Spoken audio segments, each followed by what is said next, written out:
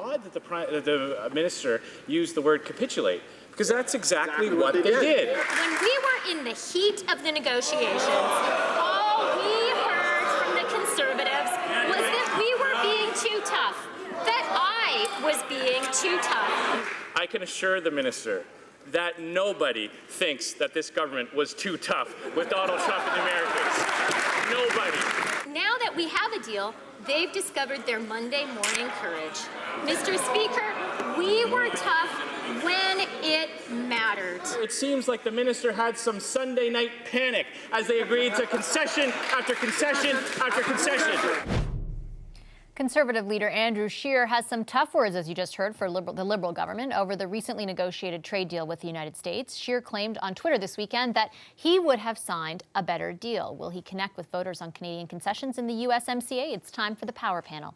In Victoria, Brad Levine of Council Public Affairs, former Quebec Liberal Cabinet Minister Yolande James is in Montreal, and here with me in studio, former Policy Director to Stephen Harper, Rachel Curran, now with Harper & Associates, and the CBC's own Evan Dyer. Hi, everyone. Nice to see you. Hi. Yolande, why don't I start with you? What do you make of the sort of the line being used, that especially over the weekend on Twitter, and then the emphasis on it in QP today over the Conservatives saying they would have signed a better deal? I mean, it's easier said than done. That's the first reaction that I have. I think we all agree that the deal isn't perfect, and I would insist on the fact that I think that the government coming out of the gate has been pretty strong on their defense on the gains that they have been able to make. That Mr. Scheer now decides to come forward and say that he would sign a better deal without saying exactly what he would change and how he would do it, referencing prior Conservative deals, kind of neglects the fact that this is the first time any government has been in this situation where they've had to renegotiate NAFTA with Donald Trump. That being said, in the coming months, it's going to be important to see how this deal ages, and that's what the government has to be really looking out for. I look at in Ontario as in Quebec with respect to dairy. There's a lot of concern here. The Prime Minister was meeting with farmers last week and has managed so far to try to reassure them in terms of compensation. But as the election gets closer, if he does not deliver on that, that's where I can see where Andrew Scheer would be able to capitalize on that and essentially score some points with the electorate. Brad, how do you think the deal will age? Well, we have to see the compensation package for dairy farmers, in addition to what Yolande was saying about it. But like, Andrew Scheer saying that he would have gotten a better deal. I agree. I think there are some problems with the deal, no question about it. We've talked about this on this panel shortly after it was announced. But to suggest that somehow, because you're the leader of the official opposition, you would have done a better job is something that I don't think that many Canadians would say, oh, really? Was there something during the negotiations that Mr. Scheer advised the Government of Canada to do? You had Conservatives who were part of this process, former ministers Rona Ambrose and James Moore, as well as folks from the progressive side of things, of the trade union movement, and former New Democrat officials. So while there are problems with it, the idea of saying that you could have done a better job is laughable. And if Scheer wants to talk about the giveaways in this deal, and you can criticize this deal and still not say that you could have done a better job. Let's look at what his party, when they were in government, gave away on the EU trade agreement on issues like supply management and access to other markets for dairy farmers. So it's hypocritical and it's a bit fantasy, I think, for Mr. Scheer to say this. Rachel, what's the strategy behind it, though? Apart from right and wrong, et cetera, debating the points of it, what is the strategy behind at this juncture coming out with that line? Do you think? That's a good question. I think it's a tough argument to make because you're arguing a hypothetical, right? And I do agree, if you're going to make that argument, you want to at least say what you would have done better, what you would have done differently. I think there are legitimate points of criticism. I mean, for instance, the fact that we, perhaps didn't get a deal as quickly as we could. So the government dragged its heels and it moralized and it linked arms with Mexico, and they subsequently abandoned us and struck their own deal.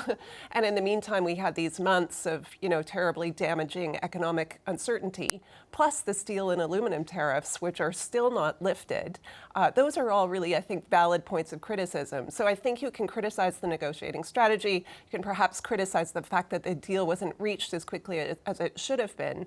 But it's hard to say, without getting into those kinds of substantive details, what you would have done better or what you would have done differently. So I'm not sure what the strategy is. I think probably as the details of this deal emerge and Canadians start to get concerned about the kinds of concessions that we ended up making, I think the opposition is probably trying to capitalize on that. And so that's where I think the focus will be. Evan, what was your perception of how it played out today in question period? I mean, he's doing what an opposition leader does, which is to oppose, I suppose. But he didn't talk about what leverage he would have had that the Trudeau government didn't have to force the bigger partner in NAFTA, to force the Trump administration to make concessions? Or was he saying that he would have been more charming or more persuasive than the Trudeau government's negotiators? He didn't really say how, and hasn't made an effort to say how he would have extracted better concessions from the Americans. But, the Liberals do partly set themselves up for this when they talk about having a win-win-win NAFTA. That will be better for everyone at the end of the day. And it's just in their DNA to have that kind of happy talk, isn't it? But it was also a negotiating strategy. They had to say at the outset, we're going to have these great new things in it that weren't in NAFTA Part 1, the environmental stuff, the gender stuff, and so on. And perhaps, I think, sophisticated people, including probably Andrew Scheer, looking at it back in the early days of those negotiations, understood these are bargaining chips that we're going to give away. You always start asking for more so that you can have things to give away. But everybody understood that this was about saving what we could in this negotiation. This was not, Canada suddenly decided one day, let's improve NAFTA. This was about preventing NAFTA from being killed and getting away with as much of the furniture as you could possibly save. So really, adults will have to examine this deal on those terms. And I would like to hear more evidence from anyone criticizing the deal that Canada did sign, that they had something in their pocket that would have persuaded the Trump administration to give more, and I still haven't heard that. Do you think, Yolanda, when you say, for example, that it will depend on how the deal ages, that there is room for the opposition, be it the NDP or the Conservatives, to capitalize on some of the concerns, especially, for example, Sure. in Quebec? There are a lot of farmers right now Absolutely. waiting to hear what will the compensation. And by no means is the government out of the woods with this. I think that they've done well in terms of defending the agreement off the bat. I mean, if you're not going to be champion of the agreement that you've signed, you can't expect others to echo that. And having Conservatives and having members of the NDP part of the coalition was smart to do that. But if they don't, and I turn to supply management because that's it's not the only element, but that's the big elephant in the room. If they don't act on that and they're not able to reassure that, it just comes back to, I think, the reality of all trade agreements. When you look at it, it's a negotiation because you have to make some compromises. And in many cases, we can see certain industries get the opportunity to export and to get a wider market. But as we've seen with the dairy supply management, that they see that they have the U.S. taking more of their piece of the pie. So how do you make sure that those that are not gaining, that don't have the advantage, are properly compensated? Because the fact is, with CETA, the farmers were very disappointed with the compensation there. So if it's a repeat of that, then the government could be in trouble. But if they learn from that and do better, I think that they'll be able to continue to defend this deal well, and it'll be good for them in the election. Brad, strategically, what do you make of the timing today? Sorry, the timing of... The timing of this sort of line of attack, yeah. Yeah, I think it's just goofy to pretend that he could have done a better job. But he's also a little bit late here. I think that as the deal was being announced and as people were, it was a handful of days story. It wasn't a what didn't dominate the news cycle for a long time.